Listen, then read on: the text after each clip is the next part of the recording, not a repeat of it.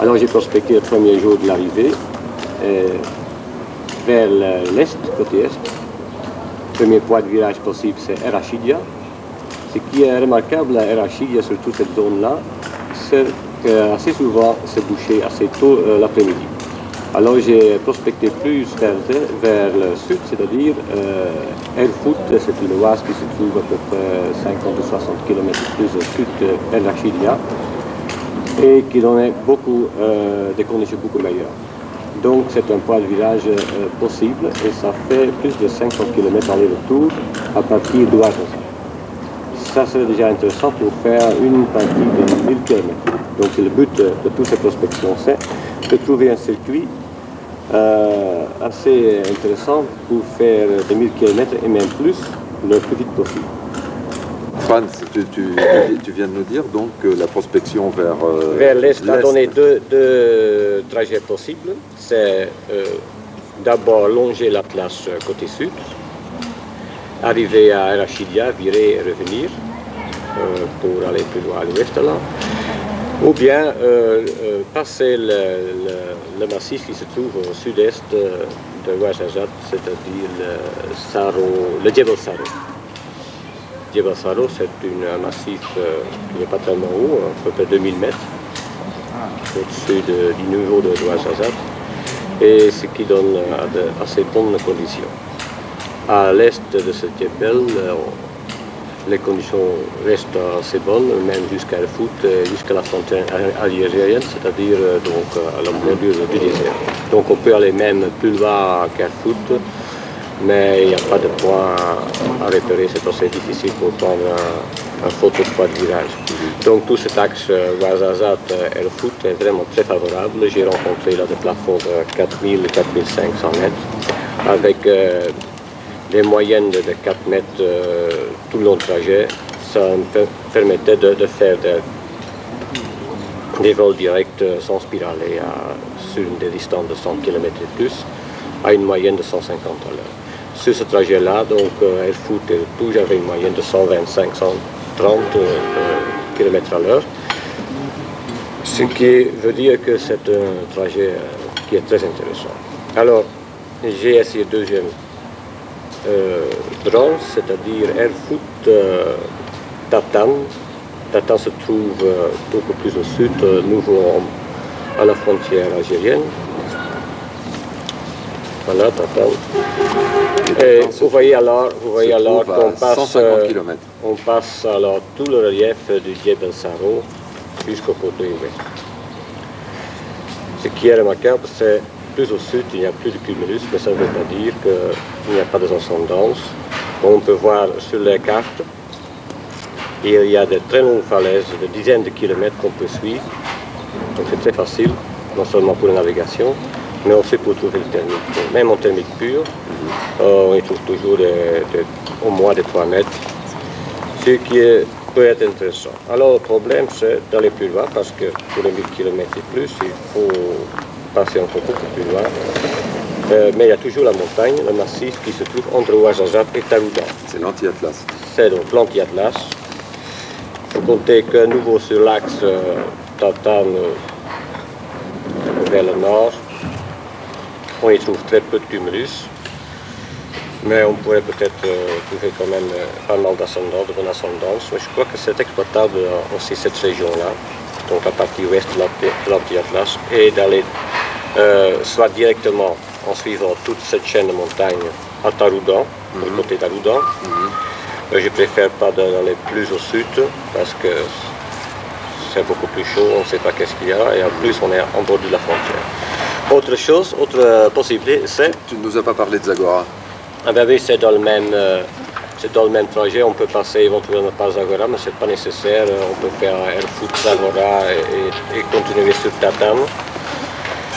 Un autre trajet que j'ai prospecté, c'est l'Atlas vers l'ouest, c'est-à-dire à partir donc de l'axe Ouarzazate-Marrakech et prendre toute cette partie-là de l'Atlas, ce qui donne de très bonnes conditions, toujours avec des moyennes de 4 à 5 mètres. On a parfois des pointes de 7 mètres, j'ai eu des 9 mètres de moyenne Parfois, ce n'est pas nécessaire que c'est sur la montagne. 9 mètres. 9 mètres, on peut facilement faire des gains d'altitude de 3000 mètres en une fois dans une pompe. Ah bon? Attends, là je pense qu'on peut... Alors, je termine le trajet. Donc, on peut donc aussi longer l'Atlas vers l'ouest et faire le détour alors, par Taroudan, ou bien si je cherche un autre moyen, c'est de placer un point de virage quelque part dans l'Atlas pour allonger un peu la distance, parce qu'avec Taroudan, Rachidia ou Erfout, on n'arrive pas à les 1000 km. Donc il faut trouver un point de virage éventuellement dans la montagne. Un lac. Il y a des lacs ici dans la première chaîne côté sud, ou bien un point ailleurs. Mais c'est donc très bien possible de faire des circuits dans cette bande-là de 150 km de large et de 600 km de longueur. Franz, je voulais te poser une question. Si on avait fait un concours de vol à voile à Ouarzazate, on est resté ici 12 jours, qu'est-ce que tu aurais organisé comme épreuve? Je dois dire que pour des pilotes de compétition, le minimum par jour, même avec des conditions moyennes, c'est 500 km. C'est le minimum. Donc on peut facilement faire tous les jours des circuits de 600 jusqu'à 1000 km. Ah oui. Avec des planeurs de classe standard. Je ne parle pas des grandes plumes de 22 mètres d'envergure et plus, parce qu'alors on peut même dire qu'on peut faire des épreuves tous les jours entre 800 et même 1200 km. 1200 avec des vitesses de 130 à 140 en moyenne. Mais il ne faut pas oublier qu'on a une très large marge de temps. Comme on a dit l'an dernier, la thermique déclenche parfois très tôt, à 9h le matin. Même aujourd'hui, ça a été déclenché encore au moins 1 heure plus tôt. Et on peut voler jusqu'à 9h, 10h le soir. Ça veut dire qu'on a une marge de plus de 12 heures avec de très bonnes conditions, ce qui te permet de faire facilement plus de 1000 km. Ouais, ce qu'il faut peut-être dire, Franz, c'est que si tu envisages de te poser à 9h ou 10h du soir, tu envisages une finale de nuit. C'est pas exclu. Si l'aéroport reste ouvert, il n'y a pas de problème. Parce qu'avec l'altitude qu'on a à la fin 4005, oui, le soir facilement, on peut faire des finales de 250 km sans problème. Je rappellerai que le coucher du soleil était à 19h30 ici. Voilà. D'accord.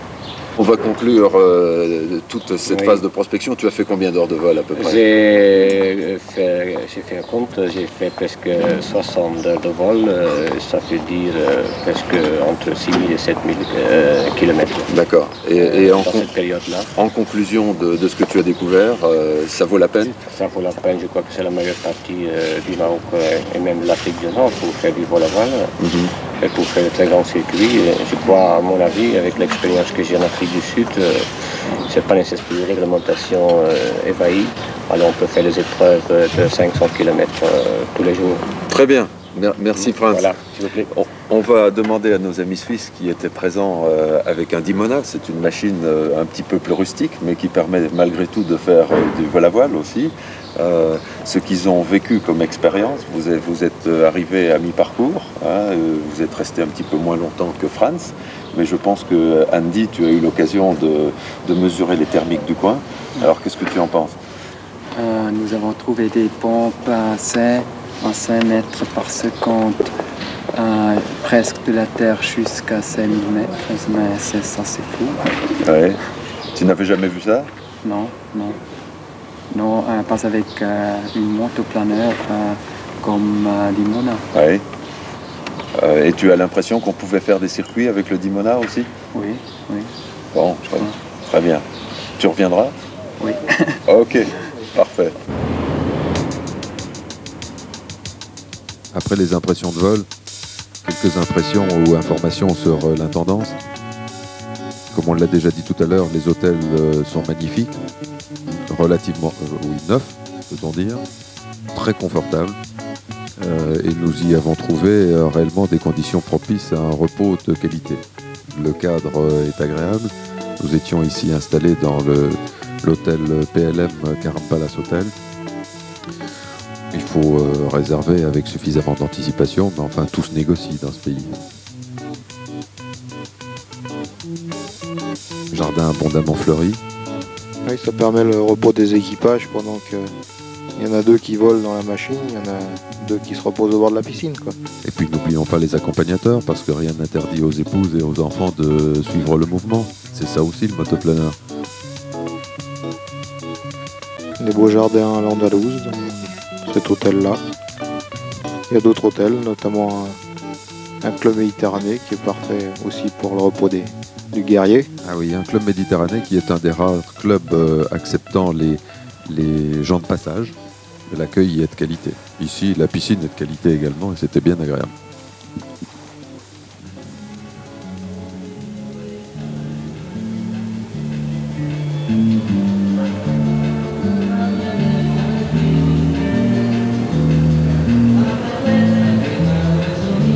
Dernière information, les tarifs défiant toute concurrence, en tout cas par rapport à l'équivalent français. Ça vaut franchement la peine. En journée de vol à voile, un peu dans le ciel, sous les cumulus, à bord d'un Dimona. Il y a quand même des bagages, mais il faut qu'ils soient attachés parce que ça chahute quand même. Alors les Vélivols s'intéresseront encore davantage à l'aspect général des cumulus, qui sont très évocateurs de pompes réellement de qualité et bien balisées. Mais les cumulus sont assez spéciaux, ils sont assez échevelés quand même, ils sont pas bien en chou-fleur là comme les Français. Donc c'est un peu trompeur au début, mais on s'habitue vite, surtout que l'aiguille du vario monte assez vite dans la zone rouge, si on peut dire, pratiquement embuté pour ceux qui ont des varios à 5 mètres. Le vario du SF est toujours embuté ou dans un sens ou dans l'autre. Dans des pays comme ceux-là, un vario à 5 mètres, ça suffit pas. Voilà, il faut des varios à 5, 10 et 15 mètres, comme les varios électroniques qu'ils font maintenant. Il faut remonter des nouveaux varios sur le SF qui vont jusqu'à 10 mètres quoi, quand on va là-bas. Alors là, la prise de vue, c'est faite sur les contreforts de l'Atlas. Je ne me rappelle plus exactement où était l'appareil. Ouais, en bordure, là. Donc des beaux cumulus. Oui, parce que tous les vols se sont essentiellement déroulés autour de Ouarzazate, mais pas du tout dans l'Atlas, parce que les conditions de vol à voile d'Atlas sont tout à fait particulières. C'est du vol de montagne, très particulier. Oui, en fait, comme le disait un peu Franz tout à l'heure, on n'est pas souvent sur la montagne. Il y a relativement peu d'effets de pente, et le thermodynamique n'est pas forcément meilleur là-bas qu'ailleurs. Oui. Le sommet des ascendances monte à 4500 à 5000. Et les sommets à côté sont à 4000, donc ça fait pas trop de marge pour rentrer dans la chaîne. Donc on vole plus facilement au-dessus du lac, qui est très joli vu d'altitude. Oui, ça c'est pour les vols locaux, mais on a l'ambition d'aller plus loin quand même. Tous les vols se déroulent sur ces hauts plateaux en fait, qui sont à l'arrière de l'Atlas. Oui, et puis comme on l'avait dit aussi, il existe d'anciens terrains militaires un peu partout. Qui ne sont plus forcément très carrossables, mais en tant que bande de secours, c'est largement acceptable, je pense, et on se propose les années prochaines de prospecter. De même qu'on souhaiterait que nos amis militaires marocains, notamment, nous prêtent assistance avec, pourquoi pas, un hélicoptère pour nous aider à assurer une bonne sécurité d'une expédition comme celle-là.